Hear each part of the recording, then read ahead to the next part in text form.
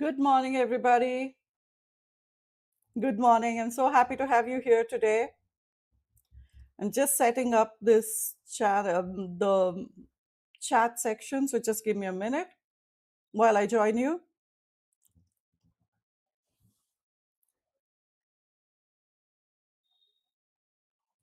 Hi, and good morning. I'll just be with you in a minute.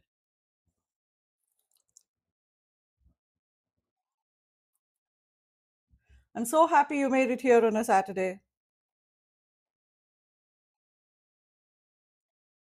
Why does this still say day 5? Okay.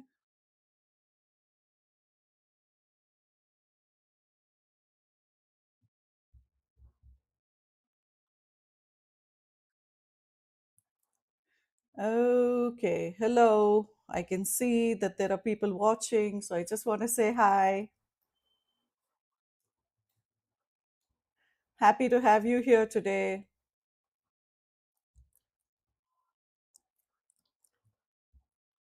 It's a Saturday, and I'm really happy that you're here.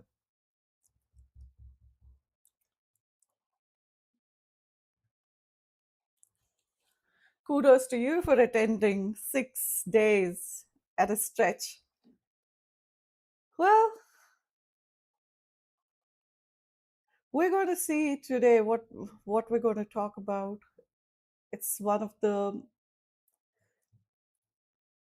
things that we've built upon. So far I've been talking about the mind. So today I thought, why not talk about the heart? How we feel about things, right? So you with me on that? Say yes. So I can see that you're saying yes here. So in episode 4, we thought about how to protect our attention. In episode 5, we learned to question our stories, the stories we tell ourselves every day, right?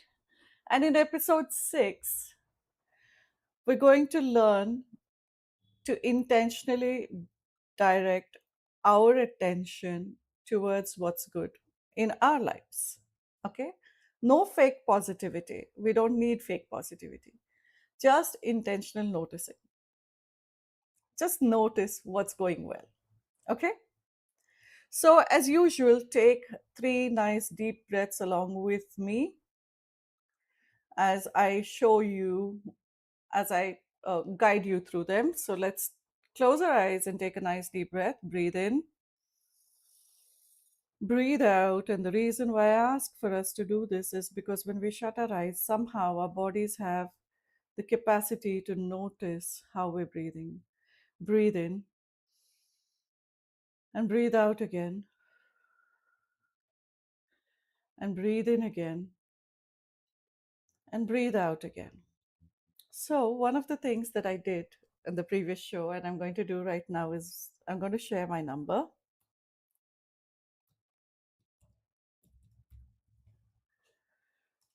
I want you to say hello. I attended day 6 live stream at such and such a time, and I will give you a big surprise. Okay? So, I'm not telling you what that surprise is, it spoils the fun. So, you will receive that surprise. Right? So wonderful. Happy to have you here today. Very, very happy to have you here today. So let's take something. Well, the last time I used my phone, so this time as well, I'm going to use my phone to ask you this. Do you know who made this phone? Do you know how many microchips had to be put into place and the board that needed to be put into place to be able to create this? Do you know if they were all done by the same person? Do you know how this visibility, this glass, this uh, the front face of the phone that allows us to view what's happening on the phone, do you know how that is made and who made that? Do you know who made this cover? And some of us like to have accessories on our phone. The camera, great, thank you for reminding me, the camera.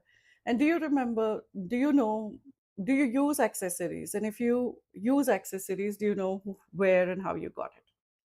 So I know that I got this from a friend called Anindita. She makes very pretty stuff. Hi, Redo. Good morning. Happy to have you here today. Great to have you here. So we don't know, and she probably doesn't know from where she got this stuff to put together, right?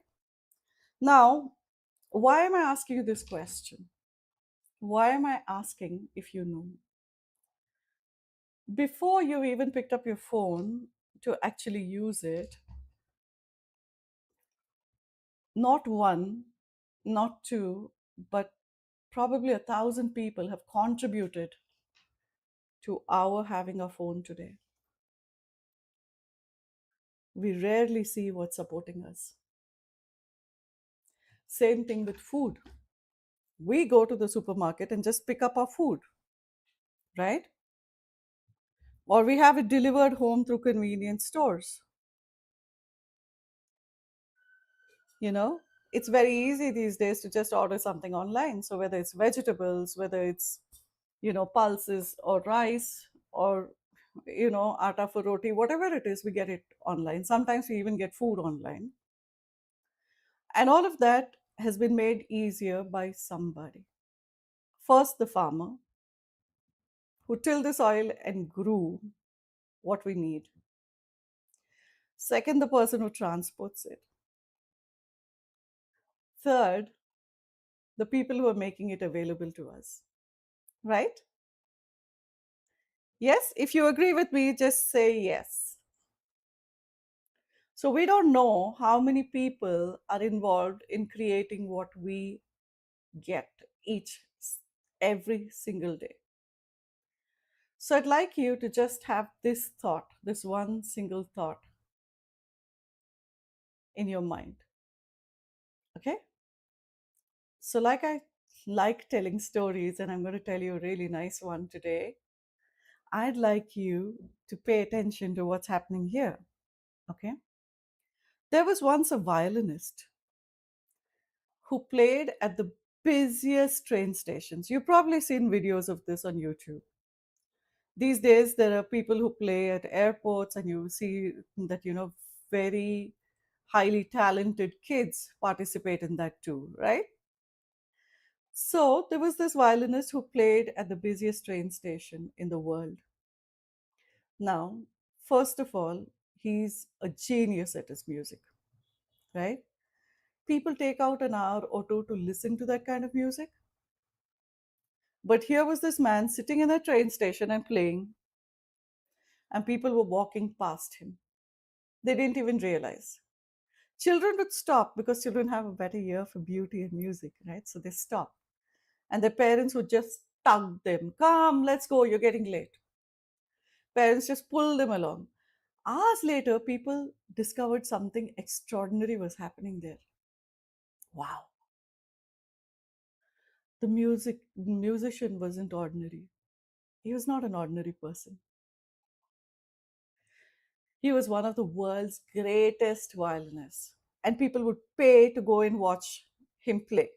And this man was sitting there in this railway station for free. He was delivering whatever he would for tickets that would be worth so many thousands of dollars, right? He was one of the world's greatest violinists, sitting there, playing a priceless instrument. The music hasn't changed, only people's attention had changed. Oh, wow, look at what he's playing. That's a classical piece. Oh, wow. And then turn. And then you find that it's this wonderful violinist. How many beautiful things have we stopped hearing and seeing just because we're rushing? Think about this. How many beautiful things have we stopped hearing or seeing simply because we're rushing? Think about that. That's an important question. And maybe gratitude begins here.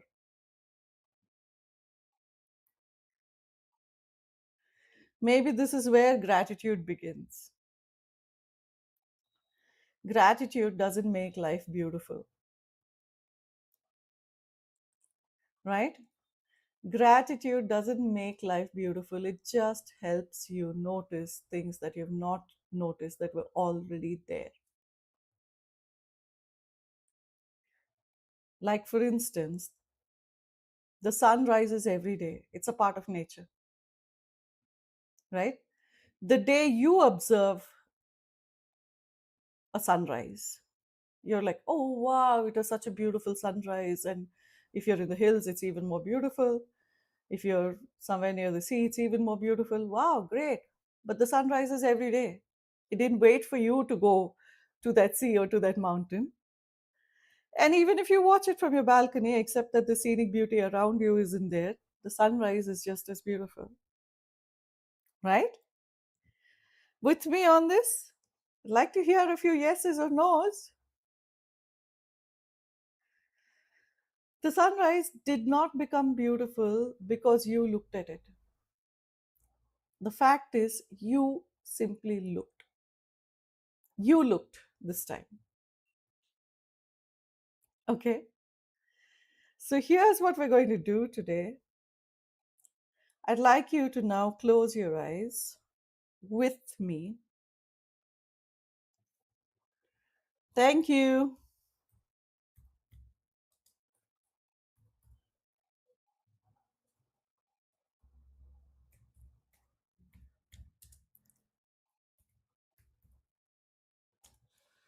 I'd like you to now close your eyes along with me. Breathe in as I direct you, guide you through these three deep breaths. Breathe in, breathe out, breathe in, and breathe out again,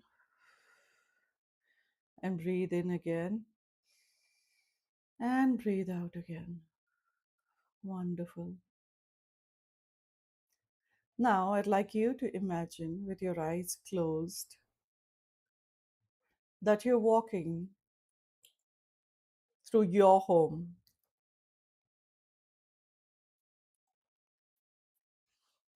noticing everything as if you've never seen it before. You can start at the kitchen, you can start in the front room. It's okay wherever you start. You, it's your choice. I'd like you to notice the floor beneath your feet that's actually holding you, holding your things in place. Notice the chair that holds you. Notice the windows that let in light. Notice the tap that gives you clean water. Notice the other person sleeping in the next room. Notice your utensils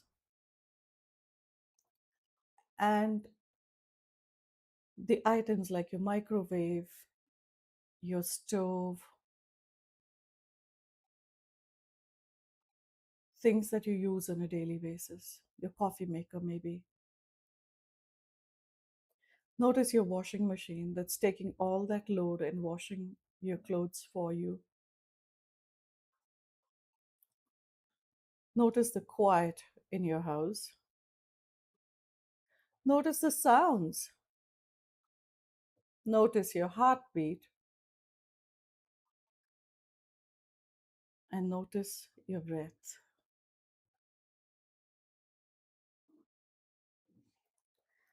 Now imagine walking outside. Notice the morning air, the trees, the sky, and people beginning their day.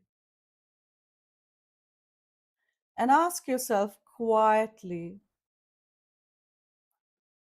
what has been quietly carrying me that I've forgotten to notice?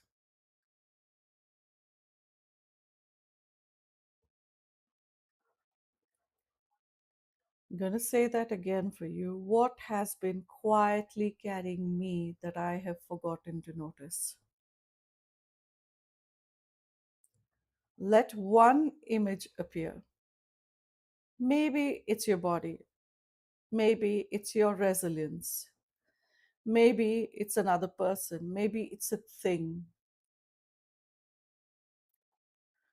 Place your hand on your heart and whisper, thank you. No explanations, just thank you. And slowly open your eyes as you come back here.